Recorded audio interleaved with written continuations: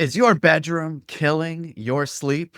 Well, on today's episode, the very last things that your eyes see before you close them at night is a glowing rectangle full of work emails or stressful news or social media drama, then your bedroom is not your sanctuary. It's a psychological battleground. And if that room is also too warm or poorly ventilated or thick filled with all these like microscopic allergens, then your body's actually physically fighting against the process that is required for you to get better sleep. On today's episode of Sleep Takeout, we are going to serve up the science of rest in little bite sized pieces. And I'm Daniel, I'm a clinical psychologist. And I'm Michelle, and I'm a sleep medicine physician. And today we're going to do a total audit of your home environment. We're defining what a safe sleep space actually is, giving you a blueprint to having one as early as tonight. All right. So now, Michelle, when most people hear the phrase safe sleep, they might think of, trying to make sure that we're safe at night, but for adults, safety is really about protecting our biology from the modern world. How do you define it medically? So when we're talking about babies, it's different. A safe sleep space for babies is a clean, safe place. The baby's sleeping by themselves on their back with no extra materials, pillows, fabric, stuff that can get dislodged in baby's airway. And so that's really important for safe back sleeping. And there's a whole campaign about it, and it's really helped get babies to be better. But we're going to talk about a medical perspective for adults and fully sized people that are in control. That safe sleep space environment is to support your natural body's circadian rhythm, protect your respiratory health, and minimize those micro arousals that are happening at night. And we want to get tiny wake ups to happen, which they will, but we don't want them to become into these long wake ups that destroy the quality of your sleep. So it's about creating a space where your heart rate, your blood pressure, and your body temperature can safely drop into that parasympathetic or rest and digest space without physical interruption. I think what's really important about that too, Michelle, psychologically, I think what's relevant when we're talking about a safe space, that's really a space that triggers conditioned relaxation. So, your brain is a pattern recognition machine.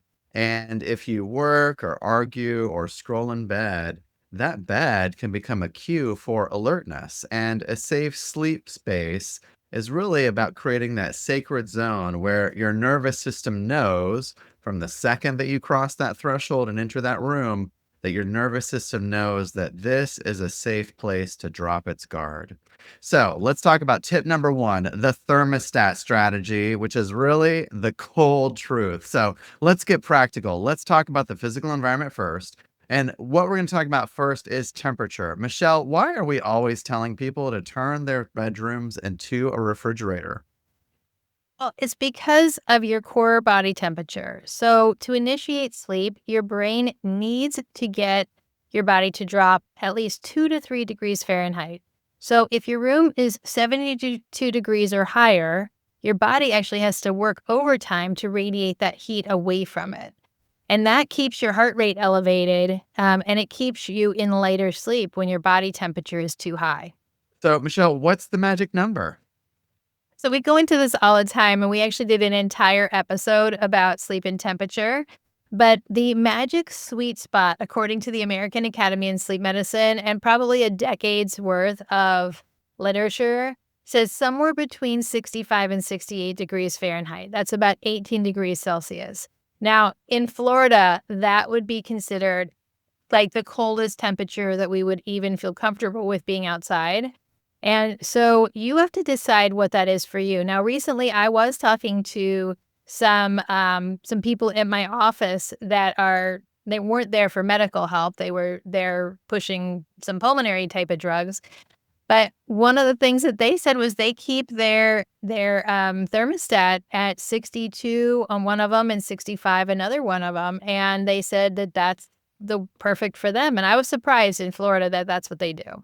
Yeah, I mean, it definitely would say geography, plays a big role here. But here's the actionable tip. If you and your partner fight over the thermostat, Don't compromise on a warm room. So, use dual zone bedding or cooling pads and keep that air crisp. A cool room and a warm blanket is that psychological hug that your brain needs to really feel secure. And Michelle, I know we've talked about this on other episodes about the Scandinavian method from a bedding perspective. So, our listeners and watchers can go back and look at that episode, which I think is a really relevant one. All right. Tip number two, Yes. Michelle.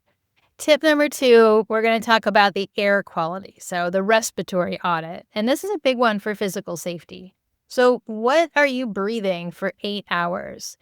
Nighttime allergies, including things like dust mites and mold that might be around, or even, just pet dander that you have around on your pillows, it can fragment your sleep. And so if you wake up with a stuffy nose or like a brain fog or this heaviness or a sore throat, your sleep space may not be helpful for your lungs.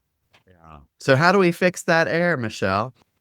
Well, the first thing that you probably heard me say before is breathe through your nose. So if your nose is stuffy, learn how to unclog your nose.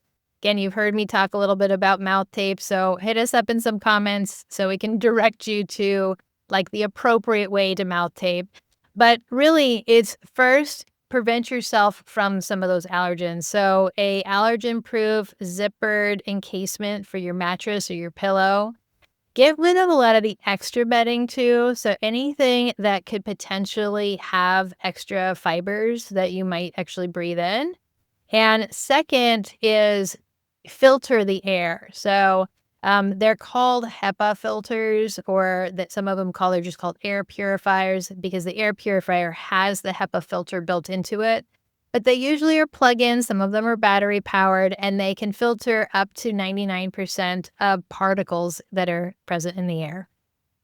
Michelle, I think this one's a big one because a lot of my clients have talked about like, oh, I have that HEPA air filter in my AC system. I get the high end air filters, and I would say that's not actually what we're talking about here. We're talking about having a separate little device appliance just for your room that filters the air in that room.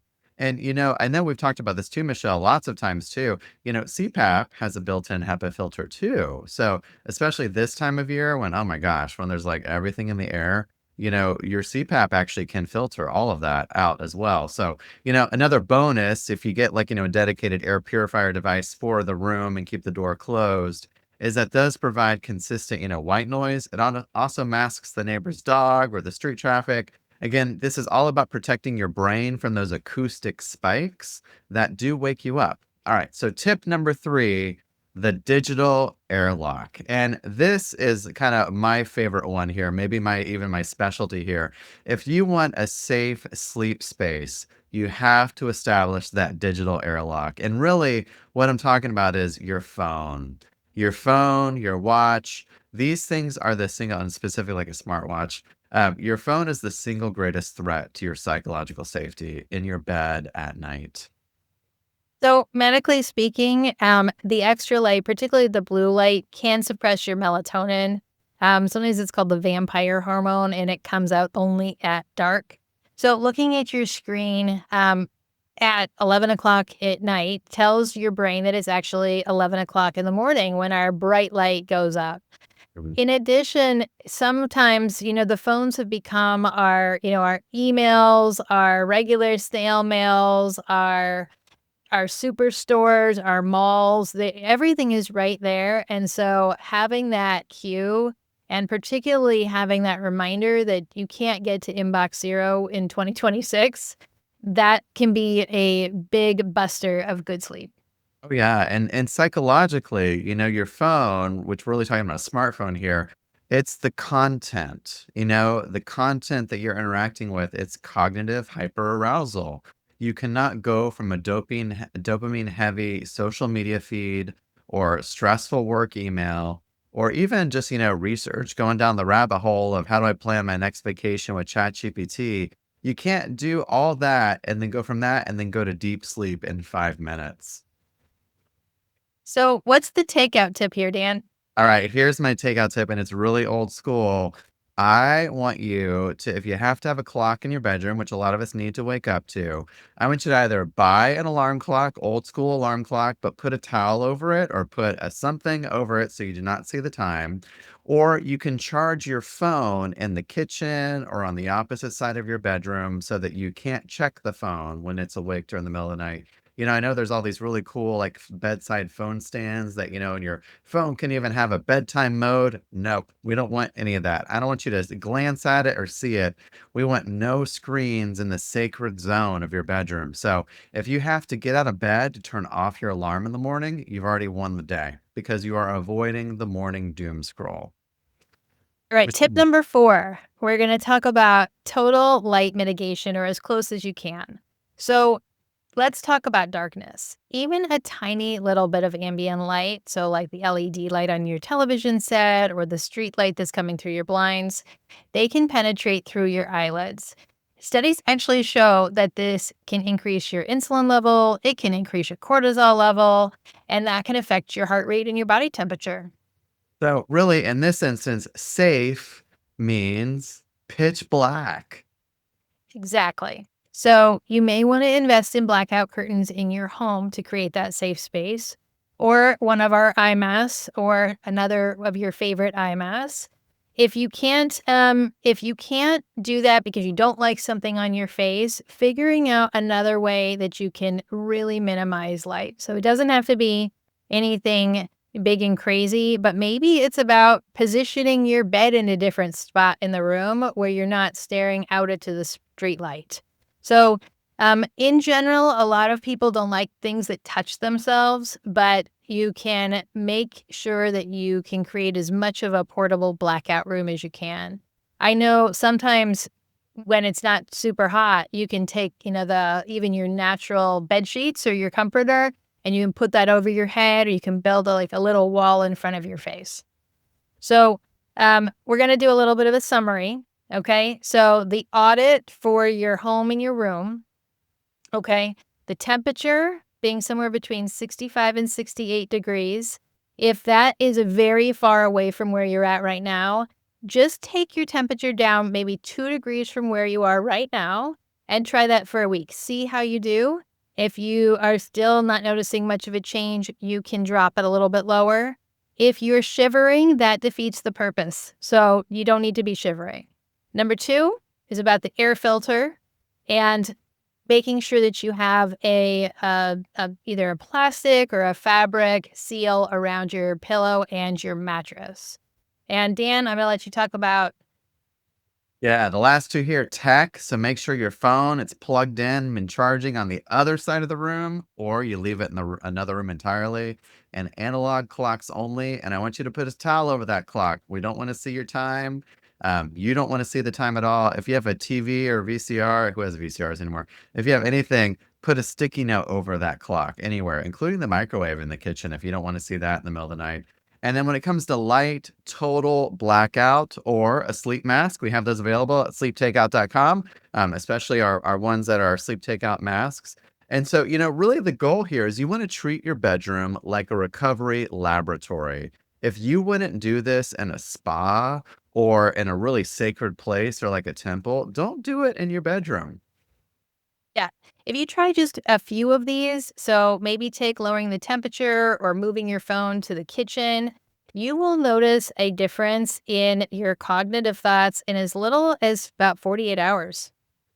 And it's easy to stay safe at home because we know that you're in control. But what happens when you're in a hotel room with paper thin walls or the bright exit sign under your door or the street light is shining inside your window or gosh, that thermostat that does not work?